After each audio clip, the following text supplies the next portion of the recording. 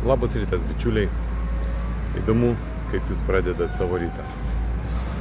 Savo knygoje 500 dienų su Saudo Arabijos princu esu rašęs, kad mano gyvenimas pradėjo keistis, kai už viską, kas jame vyksta, už savo finansus, fizinę sveikatą, emocinę sveikatą, partnerius, klientus, įpročius, prisėmiau 100% atsakomybę.